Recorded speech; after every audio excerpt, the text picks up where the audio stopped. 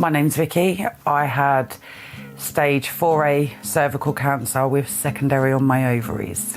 I am 9 years in remission, so I was diagnosed in May 2015.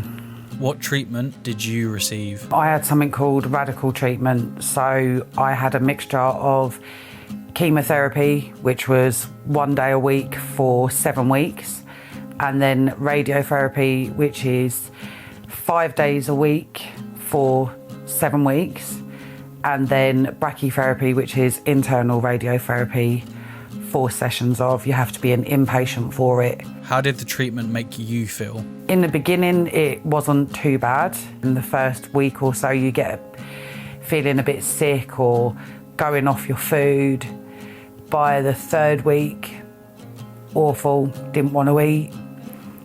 Severe lack of energy, feeling sick all the time. When you're having treatment, you're given a lot of medication anyway, so you're given anti-sickness tablets, which you take pretty much all day, every day. You're given certain medications on the day of your chemo and then for 3 days after. So you're kind of tablet free, minus the anti-sickness. You have that all the way through. So your medications per day can be up to like 26 tablets. That's without the actual cancer treatment itself.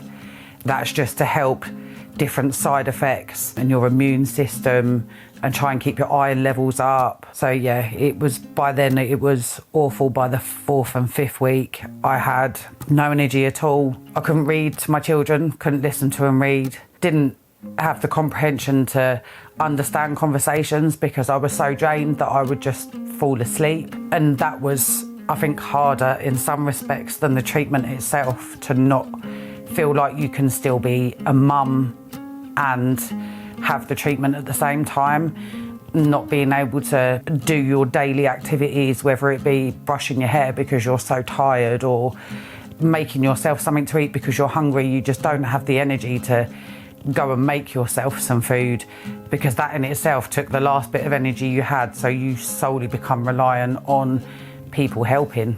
How did you find out? I argued for a while and then I went to the hospital for a procedure called a colposcopy, which is where they look inside with a camera, and normally they would put like staining material on which would leave it stained blue.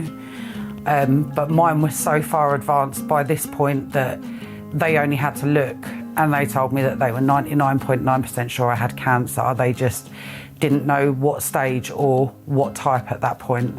How did having cancer change things, i.e. your perspective on life and how things might have changed, like your priorities to before? My priorities have always been my children. As a mum, that's the first thing that comes into your mind. But the priorities with my children change, so being a lot more present, and I do take a lot more photos for the simple reason being is you still worry. Even after it's gone, you still worry that something's going to happen to you, and then what are they left with? Yes, there's memories, but photos anyone can look at that was there or that wasn't there and explain who's in that picture.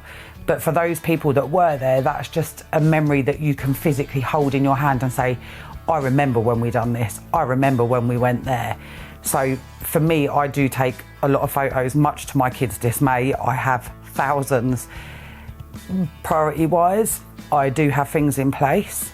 So if something does happen, there are things with the kids that I would like, some wishes that I would like respected, and just having that comfort, knowing that I know that I've got it in place for my children if something was to happen. It's not doom and gloom, it's preparation. It's having things that make it easier, having older children and having younger children. Having the older children understand as much as I wanted to protect them, they get to an age where they do want to know more and they do want to understand. So to be able to have them understand, to help the little ones should anything ever happen, that's a big thing for me. My family is everything. Having my kids together, that is a perspective that I didn't think I would ever be comfortable to do. I was 31 when I had cancer, so it's at 31 making those plans is weird. but at the same time you deem it really necessary to have. Who supported you? Was help accessible to you? I had support. My mum was amazing. My mum was there a lot of the time. My nephew was there trying to help with the younger ones. Yourself, my son, kind of became the man of the house, so to speak, looking after the little ones, occupying the little ones, trying to make them not see me as poorly as I was, so being a distraction, trying to take away from them how poorly I was, rather than them going, oh, mum's not having a great day. It was kind of distraction rather than letting them see. A lot of other people I shut out, not for any fault of their own. I just felt like I was being treated like a China doll, and that anyone expected me to break at any minute, whereas in my mind I just had to get through that treatment. I needed to be one of those 18%. I had to be in that 18% to survive. The more support, like medical wise and stuff, I did have 2 really good cancer nurses, one at each hospital.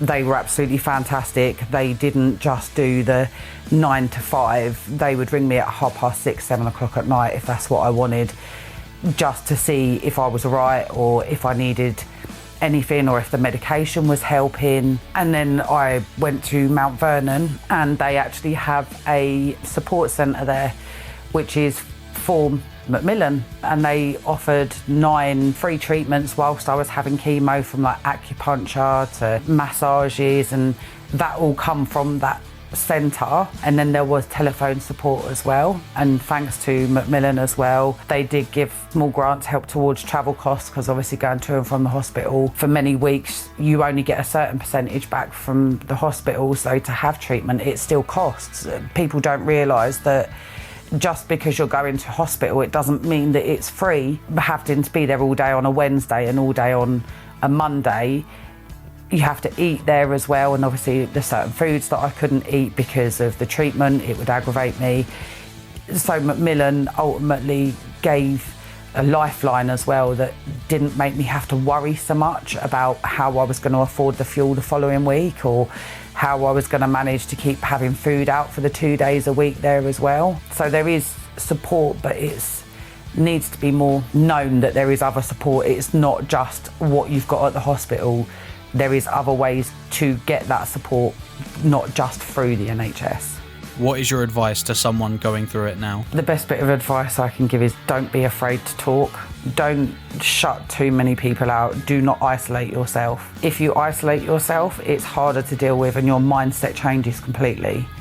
You have to be able to have that release. You have to be able to say what's on your mind without feeling like you're going to be judged. And for those who aren't even going through it themselves, for those that are around someone who is going through it, please don't treat them like a China doll. Please don't take anything to heart or offence for what they're saying. They have to be able to process. To process, you have to be able to talk. If you're shut off and you're feeling alone, I'm sure if I was alone, I wouldn't be here today. I had an amazing support network. I had my children, so I had every reason to continue to fight and push myself through. Being able to talk. Don't be afraid to talk to your doctors. Don't be afraid to say how you're feeling. Be honest, even if it is someone at the end of a telephone, if you can't talk face to face. Keep a diary, get it out your system onto paper, because the more you build it up in your brain, the more it tends to override you. Rather than you riding the wave, you're letting the wave take you, and you don't want that.